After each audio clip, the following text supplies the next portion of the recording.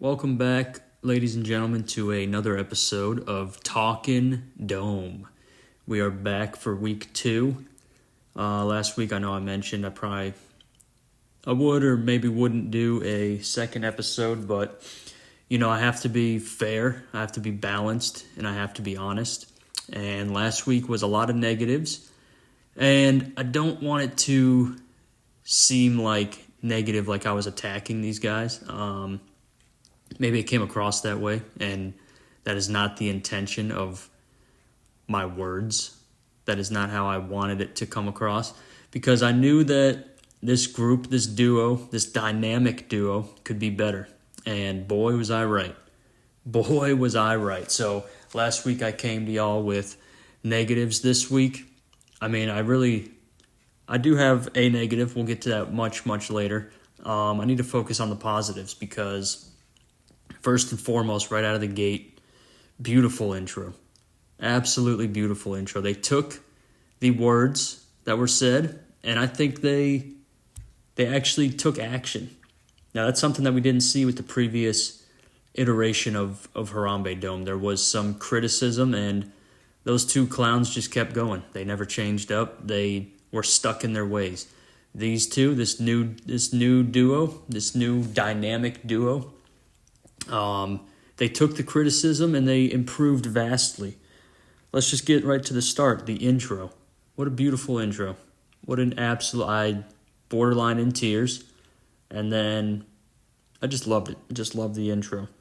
Another thing I loved early on in the pod, we have on-the-fly adjustments. So one of my criticisms last week was the audio, right?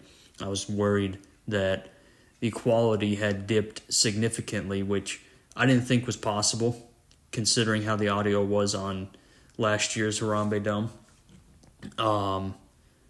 But man, oh man, did they improve. It was beautiful. It was so crisp. Probably the crispest I've ever heard. The most crisp I have ever heard Harambe Dome be. I love, like I said, the on-the-fly adjustment. JB noticed partway into the pod early on, oh, wait a second. This audio is coming from not my headset, but this webcam that Cole bought me, which let's get into this now because I have this written down as a note. Is Cole spying on JB? Is Cole spying on JB? He buys him a webcam. Maybe not buys one, gifts him a webcam. And JB's figuring out, wait a second, not only is this webcam able to look at me, obviously it's a webcam, right? But it also has a mic, and it is the source of my audio. It is where my words are going and getting picked up. This is just very interesting to me because what else has been picked up through that webcam?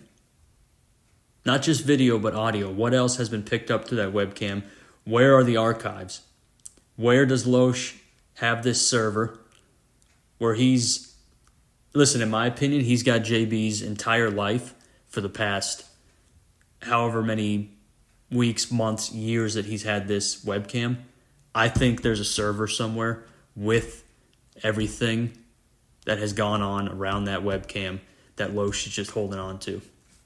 So that is something that I do have written down. It's very concerning to me, because this guy Loesch can't be trusted.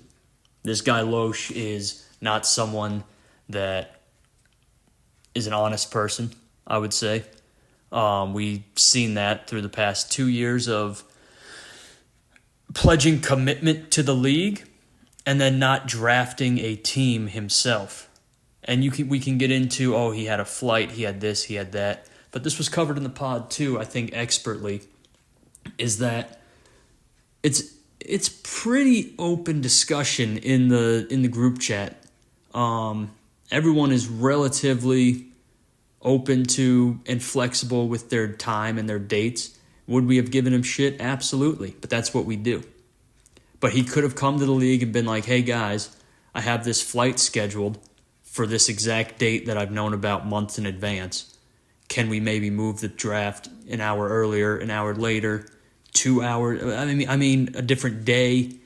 Many things could have been tweaked if he cared. If he cared. And I think that these boys in the pod did an expert job covering this and just maybe just looking and being like, hey, 2 years in a row? Really?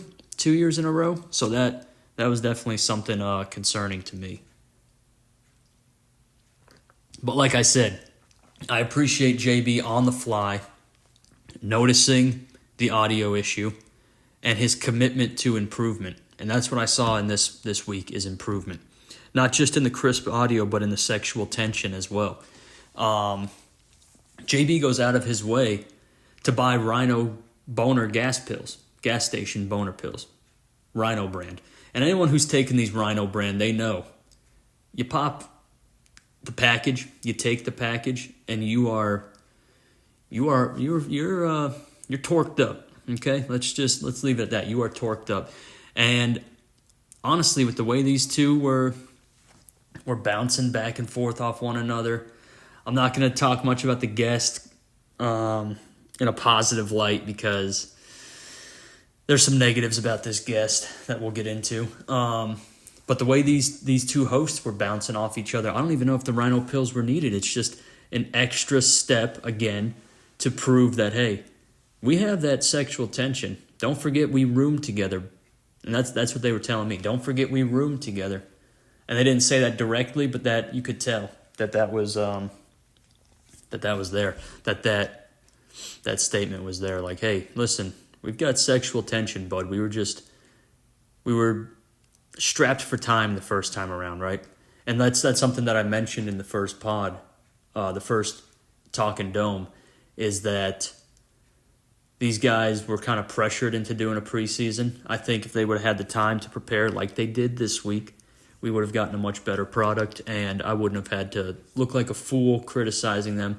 But I don't think it was harsh criticism. I think it was fair last week, and that's why I am dropping week 2 of Talkin Dome, because I pointed out the bad, right? I need to point out the great. And this week was great. The best Harambe Dome I've listened to in years. And that's not me being hyperbolic. That's me being serious and being honest and being fair and balanced. Yeah, I like the structure of Dome. I like the structure that they're working with. The energy just felt high. I was excited to listen to it. At no point was I bored. I love that they gave everyone a spotlight, and I really just can't say enough good about this week of Dome. I really can't. It was expertly done. That being said, there are a couple negatives. This first negative is not a knock on the hosts at all. Nowhere near a knock on the hosts. I actually place all of this blame onto ESPN and the platform that they have on their website. It's got to be one of the most confusing things to navigate, possibly ever.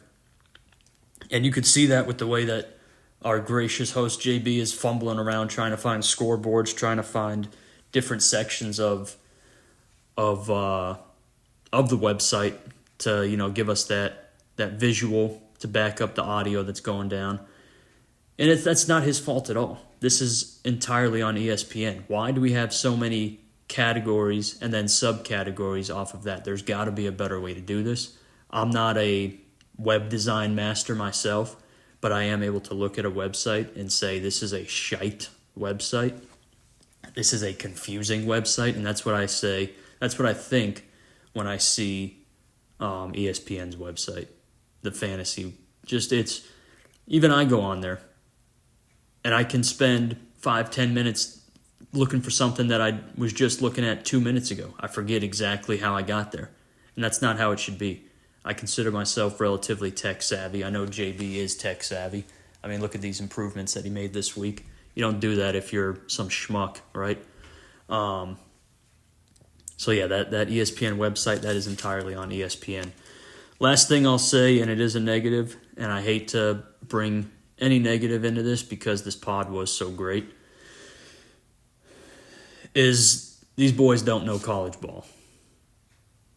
And that is something that does kind of bother me because, okay, you could sit here and pick some random dude. Would I know what college he went to? There's a possibility. But somebody like Travion Henderson, who was on a national championship team, who played in multiple nationally televised playoff games in prime time, it shows me that, A, they don't watch college ball. They don't care about college ball, which is fine. This is fantasy football, right? We're looking at the NFL. But when it gets to those points in the pod, I question, maybe not credibility, but there's just a part of me that's like, oh, come on. You don't know that Travion Henderson went to Ohio State? You weren't watching when he housed a 75-yard touchdown off a screen pass to end the half against Texas in the semifinal? I mean, there's reasons that these people are highly touted for fantasy reasons, and that's mainly because of production that was in college, right? And if you don't know what college they went to, if you don't know what they've been doing, then, I mean, yeah, why are you questioning a man rostering this guy? Or questioning, like, hey, who's Travion Henderson? Well, if you watched college ball, you'd probably know who Travion Henderson is. And this is very negative. This actually is, listening to myself say this sounds terrible. But it's the truth, and I don't really care. That's what we're here to do, speak the truth.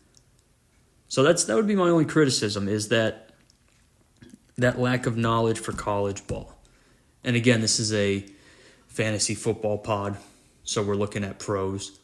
So I guess it doesn't matter all that much, but that is one little thing that had me a bit miffed listening to the episode, was them fumbling around trying to figure out who national champion Travion Henderson was. And I guess maybe it's because he shared a backfield with Quinshon Judkins at Ohio State. And so they think of Quinshon as the Ohio State running back, but something tells me that's not the case. Something tells me that's not the case. So that's the only negative, honestly. I mean, I really need to applaud these boys because this pod was incredible. The guest, I'm not a big fan of the guest, I will say that. He is a bit of a clown. And by a bit of a clown, I mean a major clown who's going to lose this week in fantasy. Almost guaranteed. Almost guaranteed he's going to lose this week. But beyond that, audio, crisp as ever. Beautiful intro. You didn't get intros like that in the previous iteration of Dome. So, beautiful intro. Incredible audio. Love the structure. Love highlighting each team, right? So we get through them doing their matchups of the week. They're good, they're bad, they're winner, loser, blah, blah, blah. And what do? They say, hey, the highest scorer in the league didn't really get much love. Maybe we should focus and give at least some spotlight to everybody's team, because they're right. When you turn in the Dome, you're looking forward to when the guests, the hosts, whoever's on there is talking about your squad. And when you go through an entire pod and they don't talk about it, it's like, well, I still really enjoyed listening, but I wish I would have had some spotlight on my team. And especially when your team is the highest scorer of the week. So I'm glad that pod was stopped for a second and said, hey, let's at least give some little bit of light shined on to Post Tuck, his squad, the highest scorer of the week. And even when it came against one of the hosts, right? That just shows that these boys are humble. They are all about the people, and they like to make improvements. So this again, just beautiful work by these two. Hopefully we get more of this, and I know these guys will continue to improve. So I'm excited for the future. So it's gonna wrap up this episode of Talkin Dome. I don't think we'll have a third week. I don't know if there's really much more to cover. They pretty much fixed everything that I saw as a flaw. This was this was a great episode. So yeah, I don't know if we'll be back for week 3. Probably not. So until next time, all glory to Harambe, and yeah.